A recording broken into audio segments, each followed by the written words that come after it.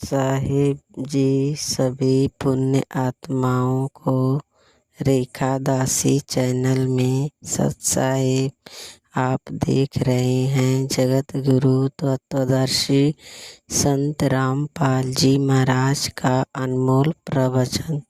सत साहिब जी, सत साहिब। 18 के श्लोक नंबर 62 में भगवान स्वयं कह रहे हैं कि अर्जुन उस परमेश्वर की शरण में जा जिसकी कृपा से परम शांति व शाश्वत स्थान अर्थात सतलोक को प्राप्त होगा।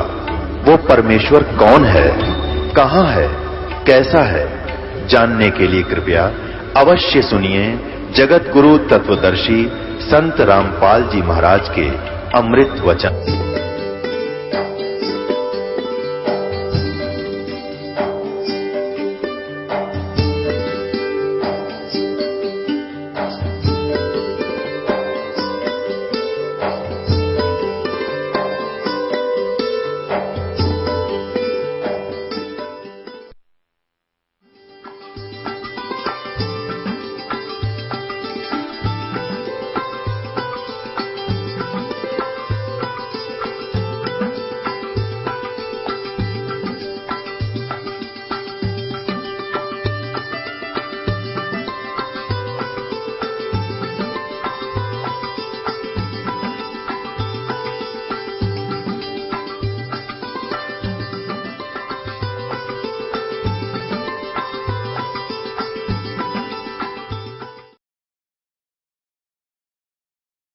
नरेश जो था वो उस काशी का जो राजा था, काशी अक्षेत्र का, तो वो भी परमेश्वर कबीर जी की शरण में आ चुका था। जब वो दोनों सैनिक संदेशवाहक बिजली खां पठान का एक पत्र लेकर के वीर देव सिंह बघेल के पास गए, उसमें लिखा था कि हमारे यहाँ बहुत बुरा अकाल गिर गया है, त्राही त्राही मच गई है, और मैंने सुना है कोई कबीर नाम के कोई संत हैं, कृपा उनको हमारे यहाँ भेजें, और हमारे यहाँ वर्षा नहीं हो रही। वीर देव सिंह बघेल ने पत्र लिखा और उसमें कहा कि बिजली खां इतने बड़े संकट से जूझ रहे हो और संत को बाई ऑर्डर बुला रहे हो, अगर वो आ भी जाएंगे तो कोई लाभ नहीं होगा, आप आओ। अगर वो रजा नहीं बख्शेंगे बाई ऑर्डर बुलाए हुए, आप स्वयं आओ। राजा प्रजा का पिता होता है, उसके दुख से खुद भी दुखी होना चाहिए। आप आइए और स्वयं प्रार्थना कीजिए, अगर वो खुश होकर जाएंगे तो तुम्हारा काम बनेगा। बाकी संत परम है, ये भगवान आए हैं, ये अल्लाह उतरे हैं। और उनको मौखिक भी समझा दिया दोनों सैनिकों को कि जाके आपके राजा को ऐसे, नवाब को ऐसे बोल दो। उन्होंने आकर के बताया जी ऐसे ऐसे बात है। बिजली खां पठान सैकड़ों की संख्या में अंगरक्षक वो साथ लेकर के चला और वहां पहुंचा कबीर परमेश्वर की कुटिया के पास। दोनों वो नवाब भी और नरेश भी, और नरेश वीर सिंह बघेल तो उनका शिष्य था, दंडवत प्रणाम किया। अब जो बिजली खान पठान था, इनका एक विधान है कि हम शीश नहीं झुकाया करते अल्लाह के सिवा। वो खड़ा रहा, फिर भी मालिक तो अपने बच्चों को शरण में लेने के लिए सोशल छिद्र करते हैं। अब क्या हुआ, फिर उन्हें बताया भी कैसे आना हुआ। परमात्मा ने पूछा कि ये कैसे आई दो दो नवाब गरीब की झोंपड़ी पर। वीर सिंह ने कहा बिजली खां सुना दे अपनी दास्तां। तो बिजली खां पठान ने कहा भगवान बहुत त्राही त्राही हो रही है महाराज, सूखा पड़ गया है, आप रजा बख्शो। परमात्मा बोले भाई चलो, जैसी मेरी भगवान सुनेगा मैं भी अपनी अर्ज करूंगा। अगर ऐसा कोई दुख है तो मैं अवश्य चलूंगा और अर्ज करूंगा। भगवान ने सुन ली तो परमात्मा ने कहा बेटा भक्ति कर ले। कहते हैं क्या मांगू कुछ स्थिर ना रहाई, देखत नैन चला जग जाई, 1 लाख पूत 1.25 लाख नाती, और उस रावण का दीवान बहती। आप तो एक संतान प्राप्त करने की इच्छा करते हो, और रावण के 1 लाख पुत्र थे, आज उसका कोई ज्योति दीपक जलाने वाला शेष नहीं रहा। कैसे लोक में क्या मांग रहे हो मेरे से, मोक्ष मांगो भाई। पर इतनी बुद्धि हमारा काम नहीं करती। जितनी फिर परमात्मा का आना जाना बन गया वहां पर अपने भक्तों को संभालने के लिए। तो एक मुसलमान दुल्हा था, उसके संतान नहीं थी, और बार बार जब भी भगवान जाते थे यही अर्ज करता था। तो परमात्मा ने कहा, ले वे ठीक है, तू यही मांगता है तो 10वें महीने तेरे घर एक संतान, एक पुत्र आएगा। ऐसा ही हुआ। ये दास वहां गया था बहुत से भक्तों को साथ लेकर के, तब वहां जो मगर के अंदर, बताऊंगा आगे चल के, उसको उसी के लिए कथा बनाई जा रही है। तो वहां एक व्यक्ति मिला था जो परमात्मा की वहां यादगार के ऊपर वो बैठा था। वो कह रहा था, हमारी जो पीढ़ी चल रही है वो कबीर परमात्मा के आशीर्वाद से चली है। हम कबीर साहब के आशीर्वाद से हमारे दादाजी का जन्म हुआ था, और उसको कहते हैं मोहल्ला कबीर करम। मगर के अंदर एक मोहल्ला कबीर करम नाम का है। कबीर करम माने कबीर जी के रहम, कबीर जी के रहम से बसा हुआ एक मोहल्ला, उसको कहते हैं मोहल्ला कबीर करम। तो कह रहा था, हमारा मोहल्ला कबीर करम नाम से जाना जाता है, और हम उन्हीं के आशीर्वाद से हमारा आदिवंश चला हुआ। तो पुण्यात्माओं, इस एक कथा से आपको कितना पता चला कि मासा घटे ना तिल बधे, वेद ना लिखे जो लेख, और सच्चा सतगुरु मेट कर ऊपर मार दे मेख। अब 60-65 वर्ष का वो जुलाहा हो चुका था, 65 से भी ऊपर उम्र हो गई थी। उनको संतान दे दी, और 2 वर्ष तक उस अक्षेत्र में अकाल गिरना था, कोई वर्षा नहीं होनी थी, वहां वर्षा दी। ये वो समर्थ परमात्मा है, जो सतगुरु जो चाहे सो करही, 14 कोट दूत जम डरही, ऊत भूत जम त्रास निवारे, चित्रगुप्त के कागज पाड़े। चित्रगुप्त के कागज, धर्मराज के लेख मिटा दूं, परमात्मा कहते हैं लिखे हुए को काट कर धर दूंगा और अपना लिख दूंगा उसके ऊपर। वो करके दिखा दाता ने। तो बिजली खां पठान, और वहां हिंदू और मुसलमान सभी परमात्मा कबीर जी के शिष्य बन गए। काफी वर्षों तक बड़ी श्रद्धा से लगे रहे। अब एक दिन परमात्मा ने जब सब लोग जाना था, अपना काम पूरा कर लिया था, अमृतवाणी बोल कर धर्मदास जी से लिखवा दी थी, तो उन्होंने कहा, भी मैं काशी के पंडितों, आप ये कहते हो कि जो काशी में मरता है वो स्वर्ग जाता है, मगर मरेगा वो गधा बनता है, नरक जाता है। मैं मगर में शरीर त्यागूंगा, और अपने सारे जंतर मंत्र ये पोथी पत्रे साथ ले लो, और सारे आप अपने नक्षत्र भी नोट कर लियो। इस नक्षत्र में मरने वाला, इस पृथ्वी पे मरने वाला जो तुम अटकलबाजी लगाते हो, कहाँ जाएगा। इस बात का सब जगह जोर शोर से प्रचार हो गया। सब में आग की तरह बात फैल गई कि कबीर जी मगर में मरने का दावा करते हैं, और देखेंगे भी वहां गधा बनेंगे, स्वर्ग जाएंगे या नरक जाएंगे।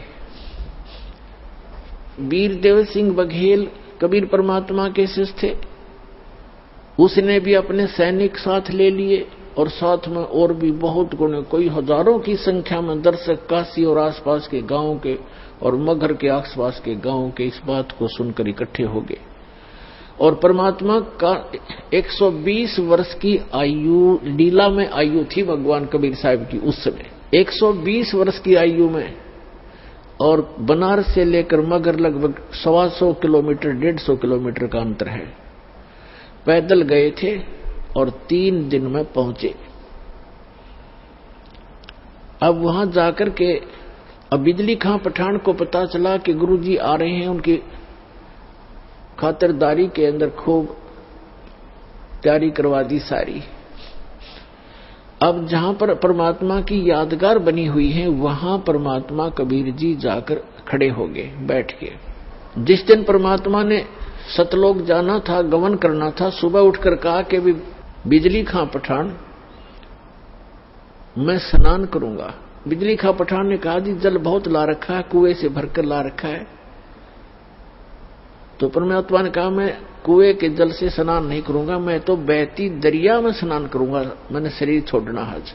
बिजली खां पठान और वहां के सभी जो सेवक थे हिंदू और मुसलमान, सब ने करबद्ध होकर कहा भगवान यहां पर एक आमी नदी बहा करती थी, अब उसका आमी नदी तो है पर जल नहीं है उसके अंदर, और ये भगवान शिव के श्राप से शापित है, सूख गई है।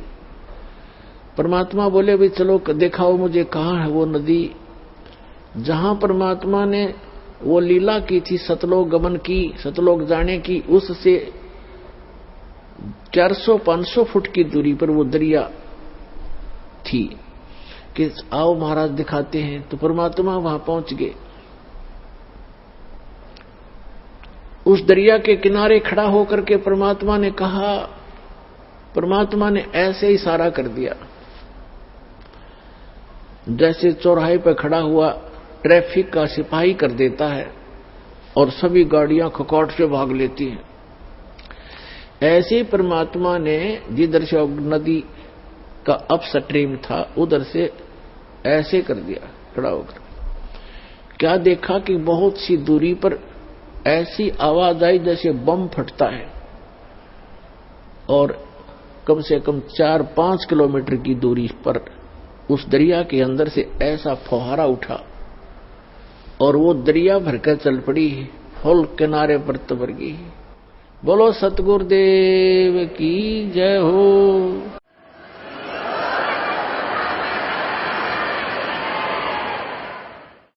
और देखते ही देखते हुआ किनारे को चाटने लगी, फुल होगी कतई, सब नावों मुलमुल गए। और पीवा पानी ऐसा जैसे कदे आज तक देखा नहीं सा मीठा पानी, क्योंकि सतलोक से भेजा भगवान ने।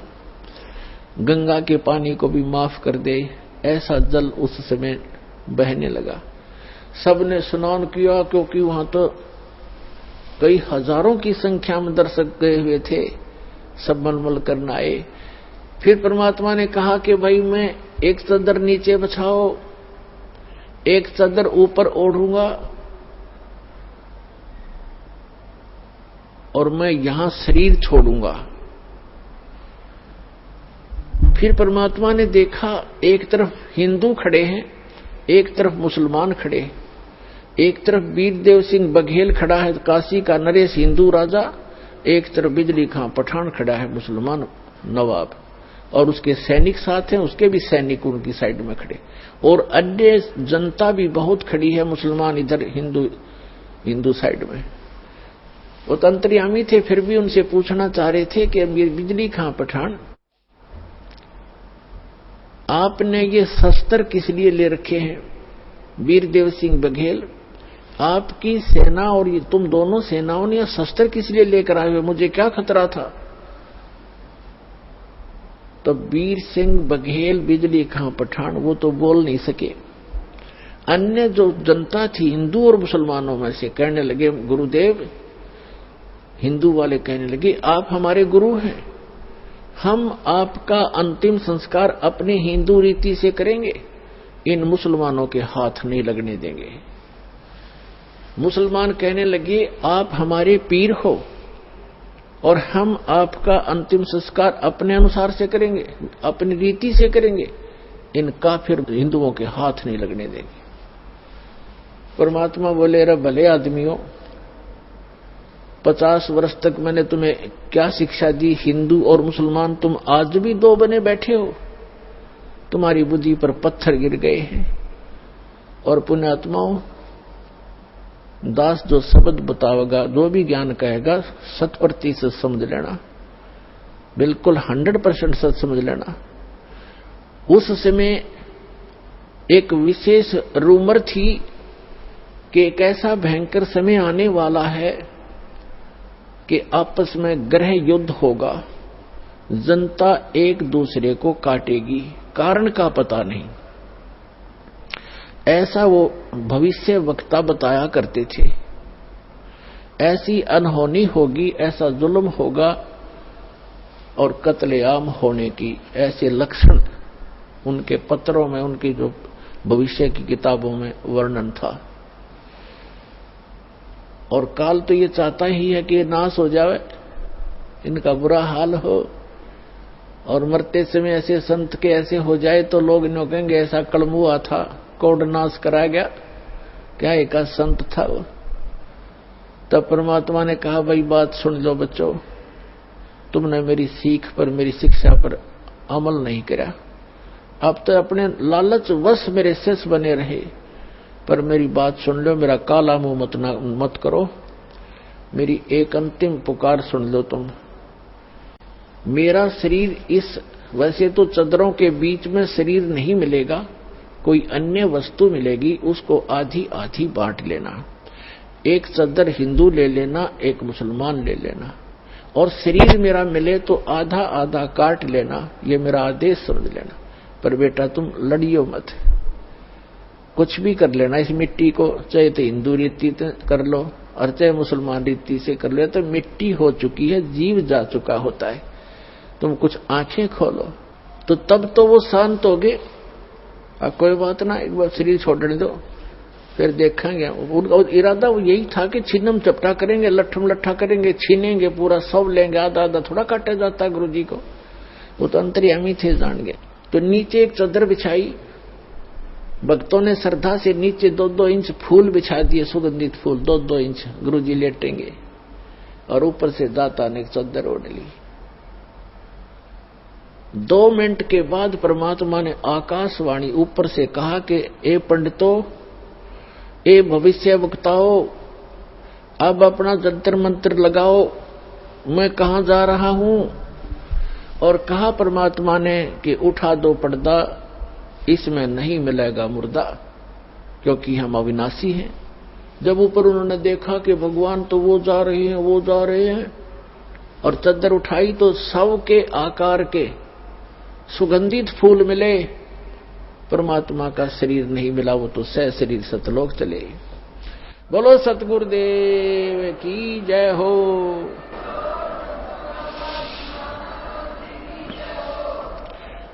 उस समय आपस में हिंदू और मुसलमान ऐसे गले से मिलकर रोने लगे जैसे अनाथ हो गए हों और एक अनमोल वस्तु खोजी हो। उनका उस दिन समझ में आई ये भगवान थे, ये एक आम इंसान और संत नहीं थे।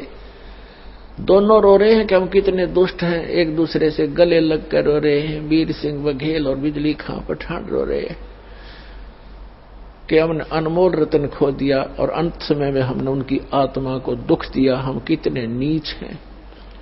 पुणात्माओं, यदि परमात्मा ये रजा ना बख्शते, वहां कत्लेआम हो जाता, गृह युद्ध हो जाता हिंदू और मुसलमानों का। तो ये समर्थ परमात्मा है। समर्थ का शरणाग हो, रंग होरी हो, भाई कदे न हो ऐ काज रोम रंग होरी हो। समर्थ का शरणाग हो, कभी भी कोई बुरा नहीं होगा, और नेक नीति से काम करो। तो क्या किया, एक चादर हिंदुओं ने ले ली, एक चादर मुसलमानों ने, आधे आधे सुगंधित फूल दोनों ने ले लिए। मुसलमानों ने वहां कब्र बना दी, उन फूलों और एक चादर को नीचे जमीन में गाड़ के, और हिंदुओं ने भी एक यादगार बना दी। अब दोनों ने वहां पर एक, मुसलमानों ने तो एक मजार बना रखी है मंदिर नुमासी, मस्जिद की तरह मंदिर नुमा, और हिंदुओं ने एक मंदिर सा बना रखा उस, जहां पर वो फूल परमात्मा के नीचे, परमात्मा के तो सारी पृथ्वी है, वैसे उनकी उस भ्रम को निवारण करने के लिए परमात्मा ने जो लीला की थी, उन फूलों के ऊपर एक मड़ी सी बनाकर एक मंदिर बना रखा है। और उन दोनों में आपस में ज्यादा से ज्यादा 50 फुट का अंतर है। इस तरफ मुसलमानों ने बना रखी, इस तरफ हिंदुओं ने। ये दास देख रहा था, वहां से उनका वो बनाकर लाए थे चित्र, ये आपको दिखाते हैं। वो चित्र आप देखकर गदगद हो जाओगे। ये देखना, ये चित्र देखना उस परम पिता की यादगार का। आए हाय, ये तो हिंदुओं का बनाया हुआ है, हिंदुओं का, और हिंदुओं के द्वारा बनाया गया है इसके नीचे। और ये है मुसलमानों द्वारा बनाए गए। ये जो इधर से गेट है, झुककर इसके अंदर जाना पड़ता है। और इनके यहां से ये रास्ता है, आपस में एक दूसरे में देखने के लिए भगत जाते हैं। और ये दो यादगार बनी हुई हैं, ये आज भी प्रमाण है। और वहां ये दास वहां गया था तो वहां के हिंदू और मुसलमानों ने बताया कि हम आज तक कभी भी उसके बाद धर्म के नाम पर लड़े नहीं है। चाहे कहीं पर भी हिंदू मुसलमानों का चाहे कितना झगड़ा हो गया, हम आपस में कभी हमारा रसूख नहीं बिगड़ा। उसके बाद हम इतने नम्र हो गए, हम इतना गलानी बन गई हमारे दिल में, हम आज तक आपस में हिंदू और मुसलमान लड़े नहीं धर्म के नाम पर। एक वैसे तो कवा सुनी घर में भाई भाई की हो जाती है, वो अलग होती है, पर इस विषय में हम नहीं लड़े। तो इसके विषय में धर्मदास जी ने कहा था, आज मोहे दर्शन दियो जी कबीर, आज मोहे दर्शन दियो जी कबीर, आज मोहे दर्शन दियो जी कबीर। सतलोक से चल कर आए, सतलोक से चल कर आए, काटन यम की जंजीर, आज मोहे दर्शन दियो जी कबीर, आज मोहे दर्शन दियो जी कबीर। थारे दर्शन से मारे पाप कटत हैं, थारे दर्शन से मारे पाप कटत हैं, निर्मल होवे जी शरीर, आज मोहे दर्शन दियो जी कबीर, आज मोहे दर्शन दियो जी कबीर। अमृत भोजन मारे सतगुरु जी में, अमृत भोजन मारे सतगुरु जी में, ये शब्द दूध की खीर, ओज मोहे दर्शन दियो जी कबीर, आज मोहे हिंदू के तुम्हें देव कहाए, हिंदू के तुम्हें देव कहाए, मुसलमान के पीर, आज मोहे दर्शन दियो जी कबीर, आज मोहे दर्शन दियो जी कबीर। दोनों दीन का झगड़ा छिड़ेगा, दोनों दीन का झगड़ा छिड़ेगा, टोहा न पाया शरीर, आज मोहे दर्शन दियो जी कबीर। धर्मदास की अर्ज गुसाई, धर्मदास की अर्ज गुसाई, बेड़ा लंगाइयो पर ले तीर, आज मोहे दर्शन दियो जी कबीर, आज मोहे दियो जी कबीर। तो पुण्यात्माओं, ये वो परम पिता हैं जो हमारे लिए भटक रहे हैं। आप इस युग, इस भक्ति काल के समय के लिए ये परमात्मा अपनी छाप छोड़ गए। जो समर्थ परमात्मा किया करता है, वो उस परमेश्वर ने वो लीला की। परमात्मा मुर्दे को जीवित कर सकता है। ऋग्वेद मंडल नंबर 10 सूक्त 161 के मंत्र नंबर 2 में कहा है, यदि रोगी की आयु समाप्त होगी हो, इतना क्षीण शरीर हो गया हो और मृत्यु को भी प्राप्त होकर के मृत्यु देवता के पास चला गया हो, तो समर्थ परमात्मा अपने भक्त को उससे भी छुटवा कर वापस ले आता है और 100 वर्ष तक का स्वस्थ जीवन उसको देकर समर्थ कर देता है। बोलो सतगुरुदेव प्रदान कर।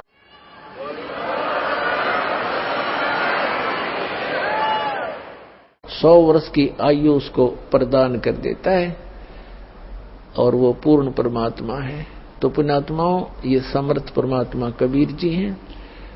और दास फिर कहता है कि धन है आपके माता पिता जिनसे जन्म हुआ, आपकी कीमत का आपको पता नहीं, आपकी किस्मत का आपको पता नहीं, दास को पता है, क्योंकि लाल की कीमत, लाल की परख जोर ही किया करता है। जो जितना भी देरी से यहां आएगा, जो इंसान, जो प्राणी, उसको केवल पश्चाताप ही हाथ लगेगा। तो इससे दास की प्रार्थना है, जितना हो सके अपने भाई बहनों को, रिश्तेदारों को, जहां तक भी आपकी पहुंच है, सबको प्यार से समझाओ, सतलोक आश्रम बरवाला में लाओ, सबका कल्याण हो जाएगा। परमात्मा के गुण गाओ। बोलो सतगुरुदेव की जय हो।